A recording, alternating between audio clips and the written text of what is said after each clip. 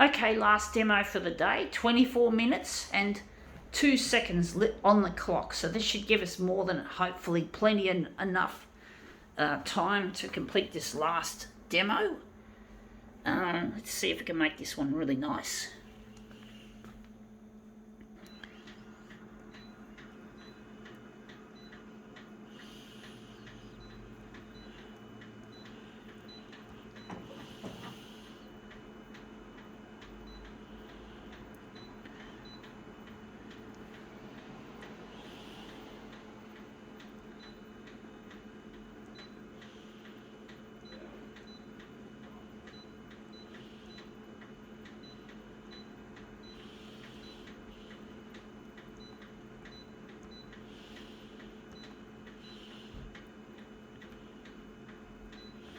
Okay, let's see what we have here. We have here National Geographic, otherwise I call it a NAT magazine, and this is what we're interested in, this prestige shit that I nearly ripped out.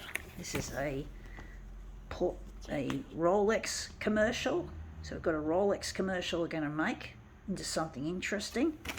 So yeah, trusty old Rolex, you know, the old the watches that get reproduced slavishly heaps by fakers. B5, I think that's got to be a bit bigger. I think B5 is.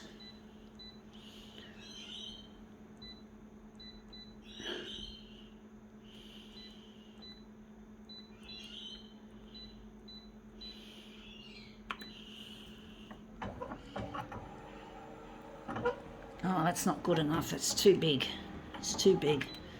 I don't know what to do with this one, folks. It's too big for A5, and it's B5. It's about a B5, which means we've got a B5 setting here. So we've got a B5 to A4. Yes, all right, we've got it. Focus. Got to get it in. So that's got to be it. So it's a bit, yeah, B5. So we're running low on time on this micro SD card, but we should hopefully get this one finished easily, hopefully. And that's come up looking really quite interesting. It looks a bit wishy-washy. I think we've got to darken it a bit.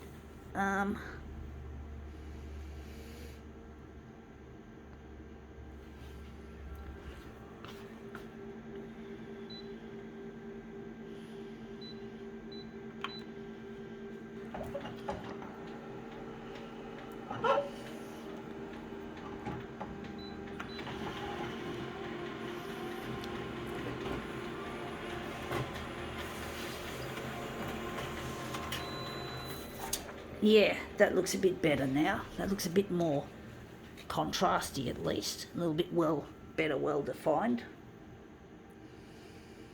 Now we're going to utilise this as our master copy. I'm going to do something interesting, folks.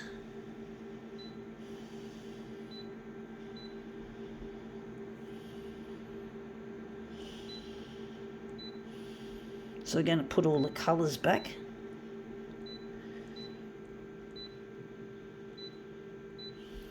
Going to make it a movement piece.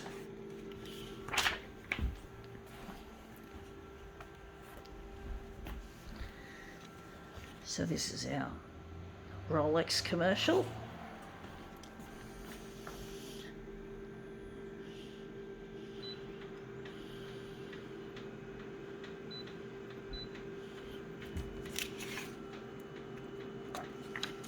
Real status symbol, folks. And a lot of people copy this design of Rolex and sell them off as fakes in the streets, like in New York, if I'm correct. It's a real cliche that people selling fake Rolexes, real cheap and nasty as far as Rolexes go.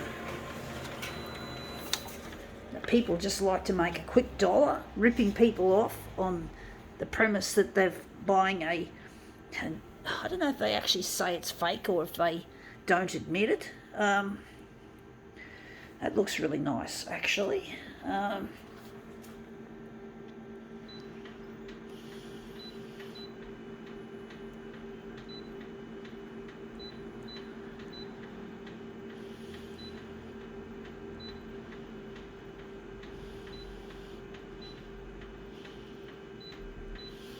But yeah, they're commonly imitated, these watches, and they end up on the street being sold as cheap and nasty copies of the original.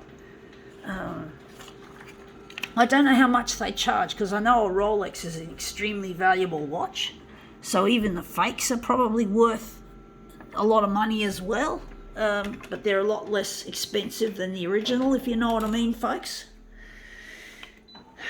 But basically, Rolex is a real status symbol, if ever there was.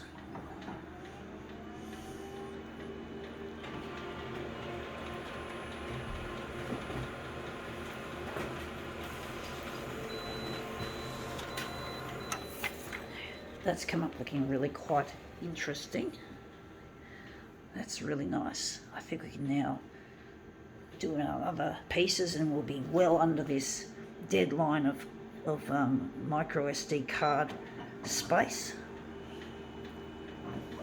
I tend to get really paranoid about it, folks, thinking, shit, what if I run out? But it's really hard to...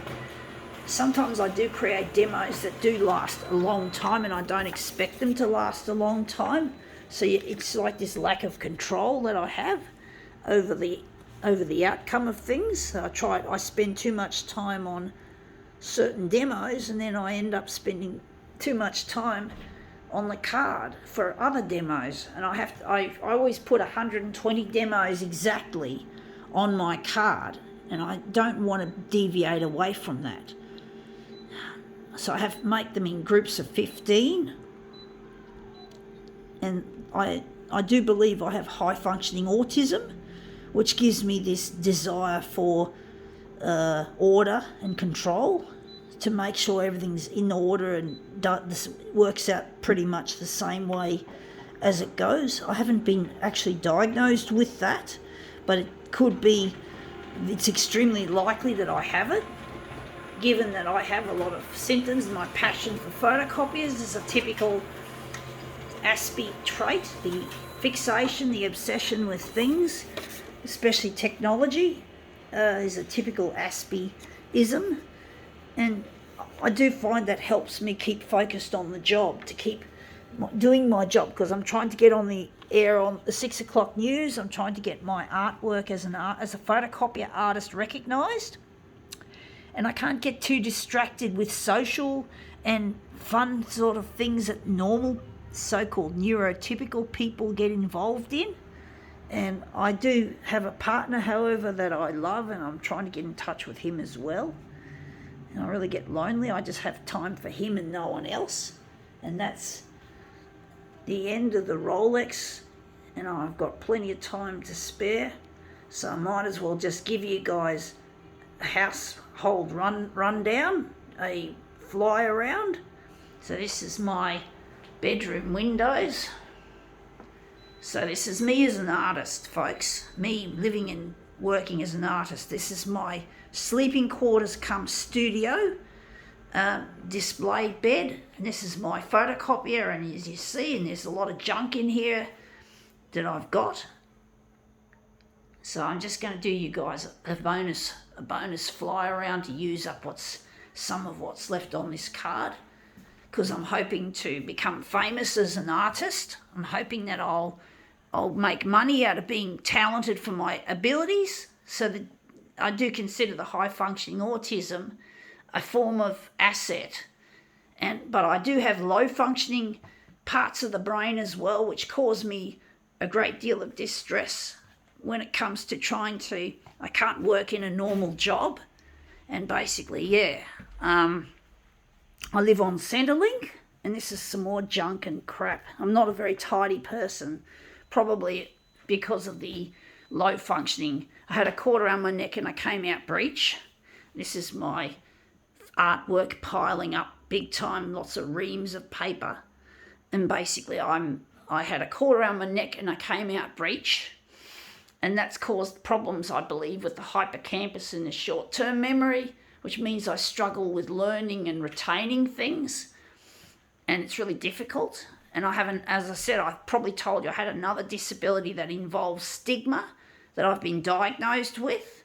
And it's given me my Centrelink benefits and my social housing, for which I'm grateful for, but I really want to get into the limelight and focus on my talent, not my disabilities.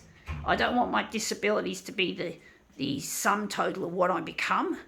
I want to become recognised as a talented person with disability. Yes, you have to talk about disability, but not focus on it excessively. And this is my bathroom, so hopefully, this is where I ration a lot of hot water. I only take one shower every week because I can't afford the electricity to keep the place heated this winter. The electricity costs are going up exponentially.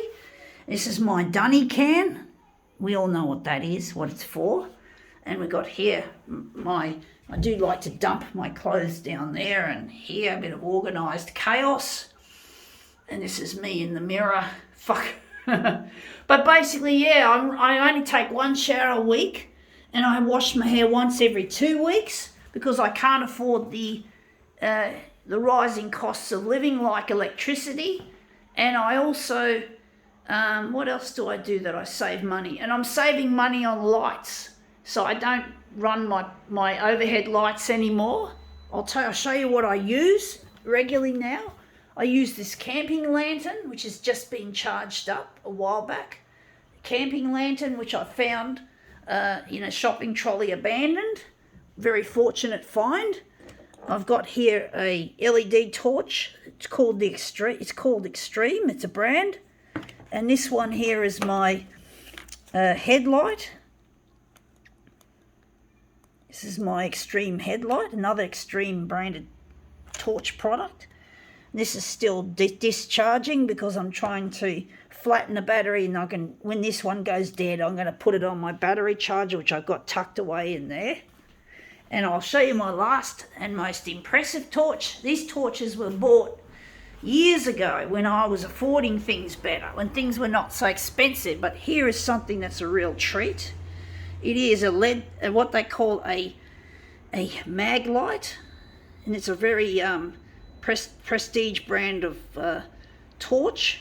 And I'll just show you the torch. It's really nice, and that's what I use as well when I'm not using those other two lights, those other two torches, when they're charging or the batteries are charging. So there you have it. So I thought I'd just kill a bit of this card time with a bit of a fly around.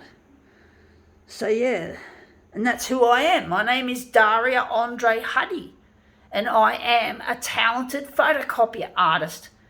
And I hope you, Channel 9, can air this material so that I can succeed, that I can get off Centrelink, that I don't have to rely on the taxpayer, and I can earn more money doing what I'm passionate about instead of having to save showers and hot water and doing all these poverty style shit. And to get in touch with my partner, who I'm really missing, and loneliness kills like cigarettes. So please, Channel 9, show me some clemency and air this material. Okay? Got to sign out, got to go. Thanks, folks.